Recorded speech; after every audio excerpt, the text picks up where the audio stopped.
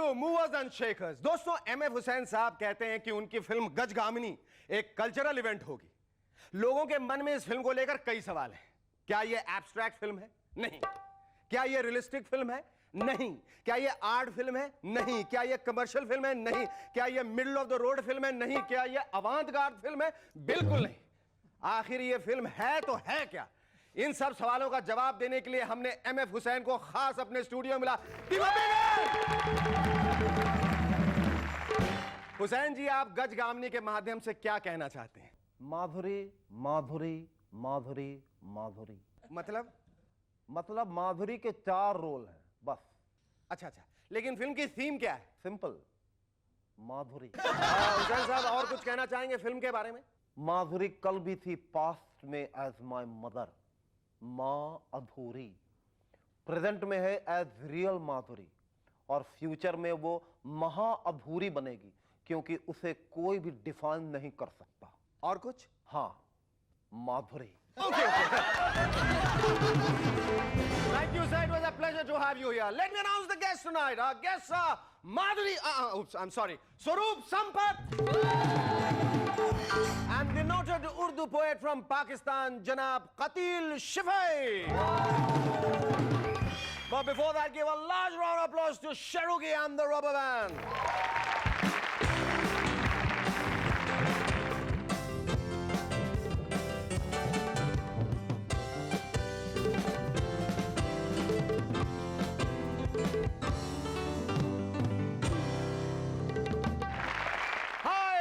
And you watching M&M.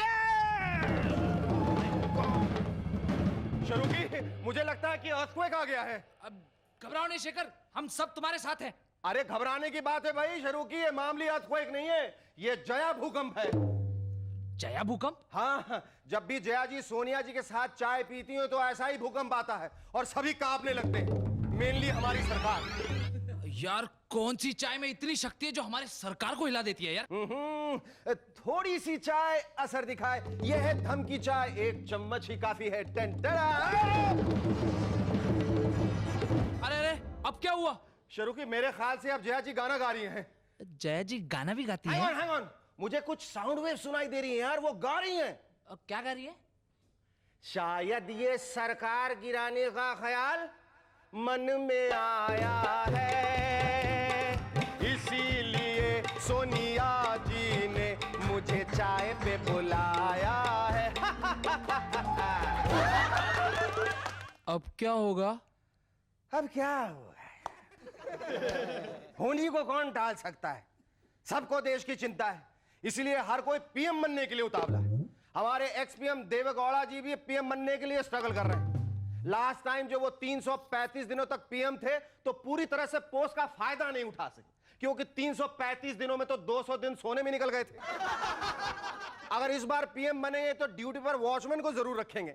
जब भी नींद आएगी तो वॉचमैन चिल्लाएगा, जागते रहो, जागते रहो।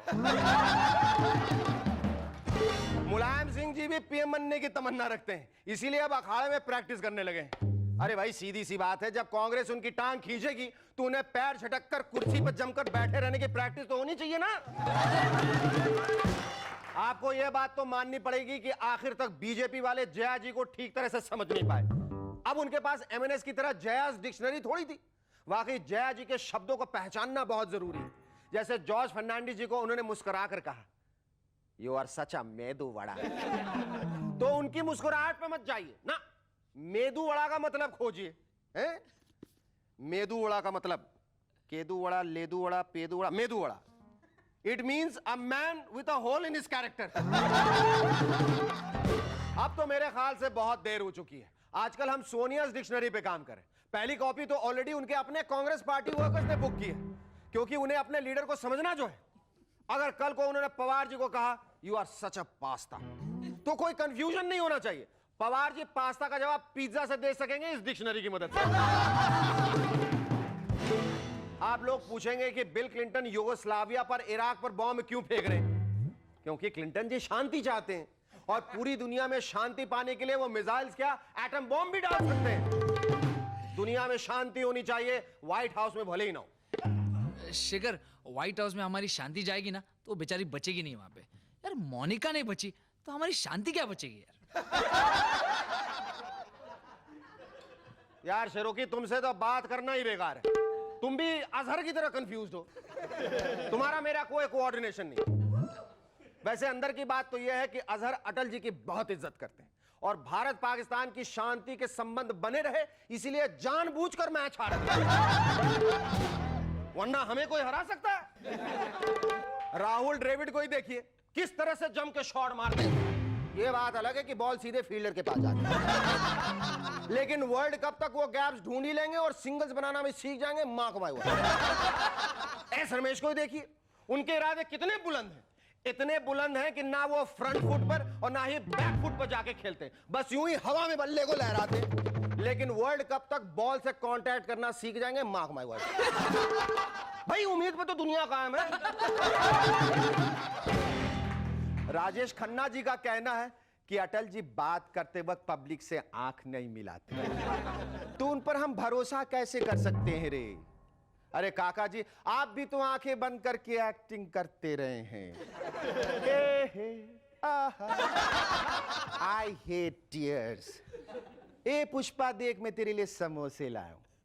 हर वक्त आंख बंद, फिर भी पब्लिक आपको एक्सेप्ट करती है ना। वैसे ही अटल जी को भी एक्सेप्ट करेगी। आपकी भी जय जय और अटल जी की भी जय जय। इन अमेरिकन का भी कुछ भरोसा नहीं। इनके यहां ट्रेंड्स हर दूसरे दिन बदलते रहते हैं। पहले वहां साइंस फिक्शन फिल्में हुआ करती थी, अब इमोशनल फिल्में बनने लगी। कल को चौंकिए मत अगर स्टीवन स्पीलबर्ग भी जुरासिक पार्क को बॉलीवुड के मसाला फिल्मों की तरह पेश करे। स्टोरी कुछ ऐसी होगी। गुडजिला और उसका भाई बैडजिला, जो शिकारपुर जिला में रहते थे, बचपन में अपनी मां जिला के साथ हॉलीवुड के मेले में कुछ लोगों को डराने जाते, लेकिन भयंकर तूफान की वजह से दोनों भाई बिछड़ जाते हैं। गुड जिला को इंस्पेक्टर गुडी पालते हैं और बैड जिला को स्मगलर डॉन। कई साल बाद दोनों कॉलेज जाते हैं, वहां उनकी मुलाकात कुड़ी जिला से होती है। दोनों उसे इंप्रेस करने के लिए फायर ब्रीदिंग कॉन्टेस्ट में पार्टिसिपेट करते हैं। अचानक दोनों की नजर अपने अपने दाहिने टांग के तीसरे नाखून के तिल पे जाती है। बिछड़े भाई स्लो मोशन में मिलते हैं। क्या कुड़ी जिला गुड जिला को स्वीकार करेगी? क्या मां जिला अपने पिछड़े हुए बेटों को मिल पाएगी? ये सब जानने के लिए देखिए स्टीवन स्पीलबर्ग की आई एम योर्स गुड जिला। हिंदी अनुवाद, अच्छा सिला दिया गॉड जिला, या फिर ये सिलसिला है गॉड जिला।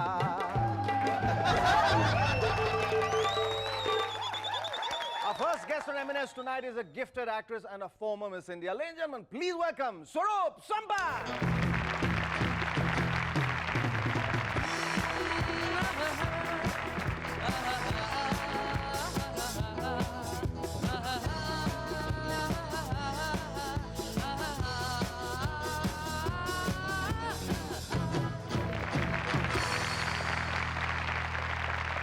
Swaroop, thanks for coming on our show. मैं हाथ जोड़ के तुम्हारा शुक्रिया अदा करना चाहता हूँ कि eventually I believe the whole of M&S team had to be after you. इतनी कोशिश अगर चांद को धरती बुलाने की जाती है तो भी हो जाता है, लेकिन तुम कहाँ चांद से कम हो? नहीं, all lies. I'd love to be here. I'm very happy to be here. And that's the reason I believe you're looking very pretty. Thanks. You look absolutely smashing, and that's the reason why probably no one could stop you from becoming Miss India. Yes. Tell me, how did Miss India happen to you? कैसे हुआ? क्यों? किस वजह से तुमने decide किया कि तुम्हें मिस इंडिया बनना है? Actually, it's a horrible thing, okay? क्यों? Because my dad went and filled up the form, and he says, Swaroop, I think you should go for this Miss India thing. And I, it cracked. I went like, who do I have to prove it to that I'm beautiful? Okay, I didn't mean it like a proudy or anything, but, and I said, no, I'm not going. And I was going steady with Paresh at that time. I still consider him my arch rival. Paresh Rawal is my arch rival. So I told Paresh, look, let's go to the Shanmukhanand, and then we run away from the gates, and we go to Khandala for a weekend, and come back when all the tempers are cool, because I don't want to go for this Miss अच्छा, India. आती क्या खंडाला के जज्बात तब से शुरू होते हैं। वाह, बहुत अच्छा। And he says, listen, I don't want to be involved with you. I just leave you to the gate, my brother and me. They leave me to the gate, and they say, do what you want, run away from here. But we are not going to be involved. And so I said, okay, now that I'm here, I might as well go through this whole thing. Yes, and yes, yes. I did. अच्छा, miss India बनने के बाद was it fairly easier for you to take up modeling assignments and act in Actually, films? I was already modeling before, अच्छा, but I पहले कर got रहे थे। films after I became Miss India. And then I thought, you know, I'm getting these two great directors, Yash Chopra and Rishikesh Mukherjee, offering me films. Kyun nahi? Swaroop, we'll talk about that after a break. Stay with us. We'll be back in a moment to chat some more with Swaroop Sampat.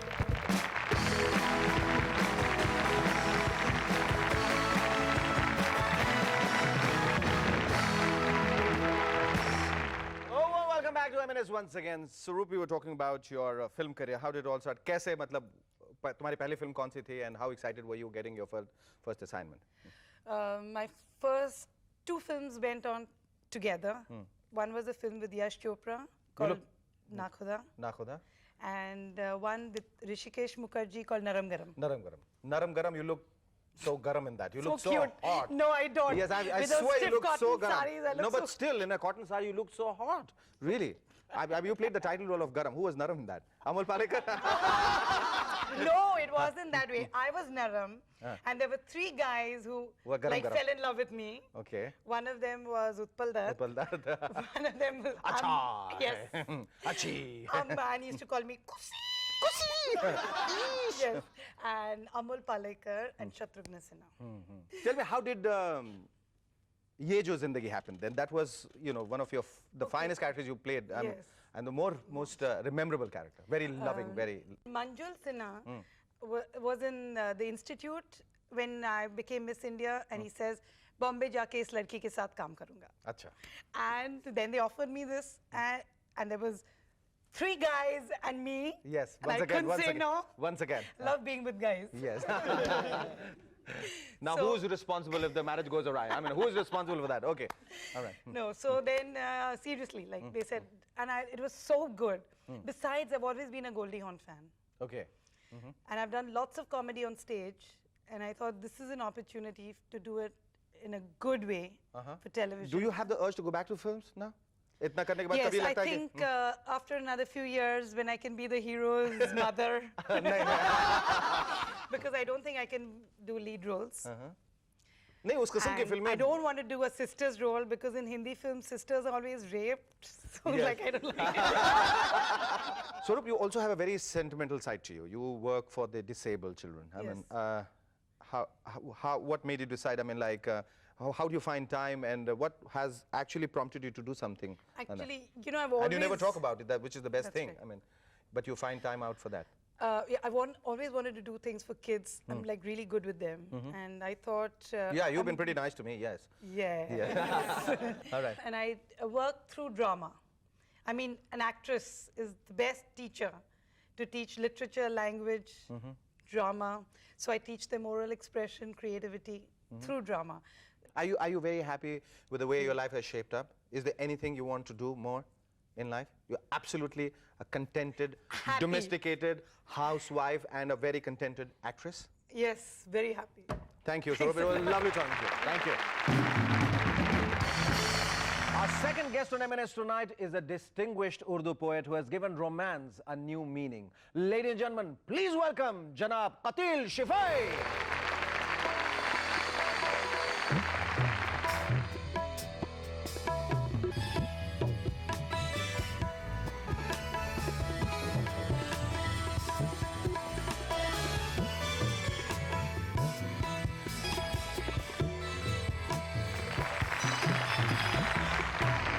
Kapil साहब, ये हमारे लिए बड़े फख्र की बात है, गौरव की बात है कि आज हमारे प्रोग्राम में आप तशरीफ लाएं। मेरी भी खुशी इसमें इसी में है आया मैं। जी जी, आप एक बहुत बड़े, बहुत काबिल शायर हैं। कैसे ये शायरी का जो सफ़र शुरू हुआ, वो किस तरह से हुआ? क्यों शायरी ही क्यों?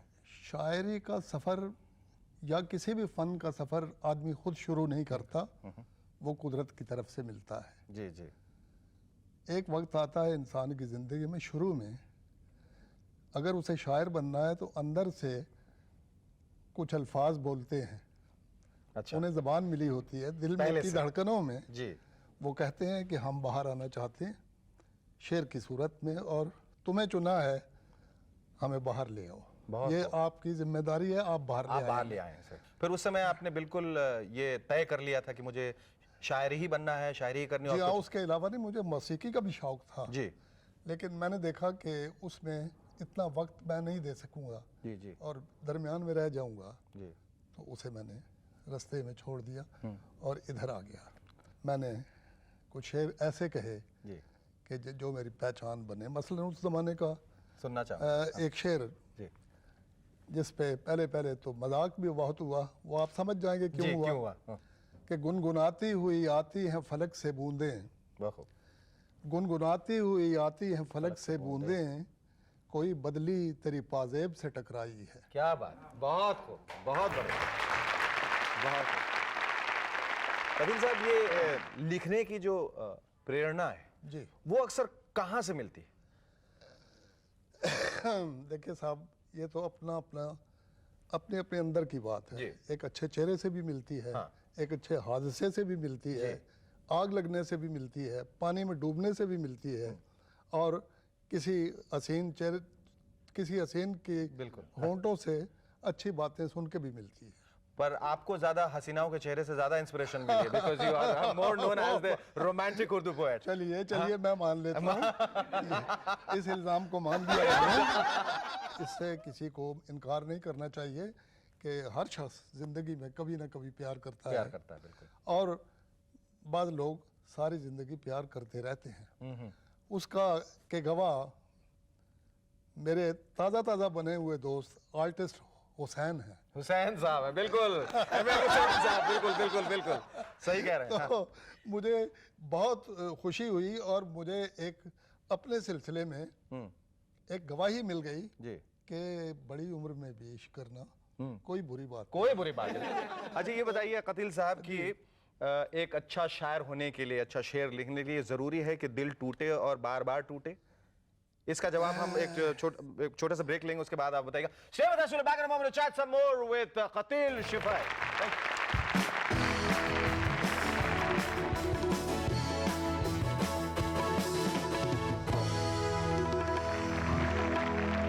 Hello, welcome back to MNS once again. Qateel साहब, हम लोग बातें कर रहे थे, क्या एक अच्छा शायर होने के लिए जरूरी है कि दिल टूटे? जी नहीं, बिल्कुल ज़रूरी नहीं।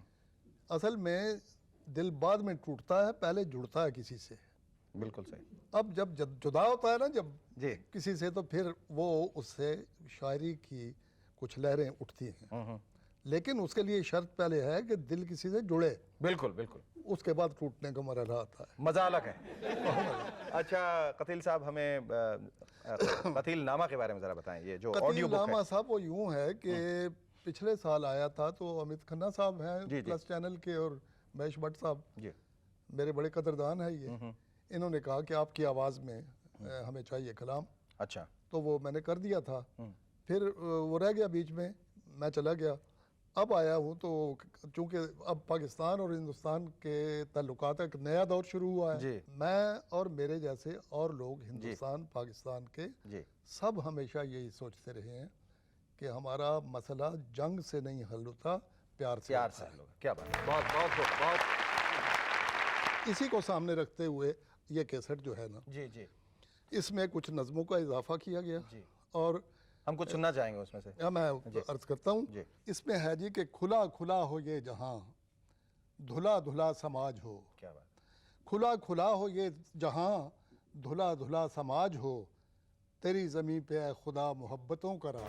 बहुत बहुत बहुत हम हमारी तो यही ख्वाहिश है, हमारी यही दुआ है यहाँ बैठे कि आपके कतील नामा के रिलीज़ के बाद भगवान आपको बेशुमार दौलत और बेशुमार शौहरत से नवाजे, और जनाब, आपको अगर- कभी फिर ऐसे देखिए साहब, अगर ऐसी वो कोई दे दे, दिक्कत जिंदगी में नहीं है। अगर दे दे हाँ। तो मैं उसका 15% आपको दूंगा। शुक्रिया। अगर कम हो तो मैं ज़्यादा कर दूंगा। बहुत बहुत शुक्रिया, बहुत बहुत शुक्रिया, थैंक यू सर। आज का ये खत लिखा है तरुण रोहिरा ने उल्लासनगर से। दो सहेलियां थी, एक हिंदुस्तान में रहती थी और दूसरी अमेरिका में। एक दिन अमेरिकी सहेली का फोन आया, हाय सीमा कैसी है तू, तेरा मुन्नू तो अब तक 10 महीने का हो गया होगा, चलना सीखा कि नहीं? इस पर सीमा गुस्से में बोली, क्यों, क्या हमारे पास कार नहीं है जो वो चलना सीखेगा?